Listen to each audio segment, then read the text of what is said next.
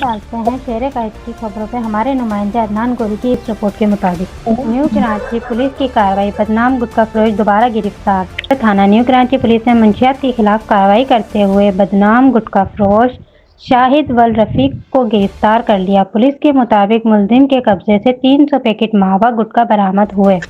तहकीकात में मालूम हुआ है कि शाहिद इससे कबल भी दोबारा गुटखा फरोशी के इल्जाम में गिरफ्तार हो चुका है।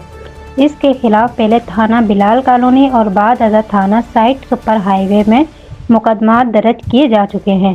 पुलिस का कहना है कि मुलजिम गुटखा फरोश के धंधे में बदनाम है और बार बार गिरफ्तारी के बावजूद दोबारा ये काम शुरू कर देता है।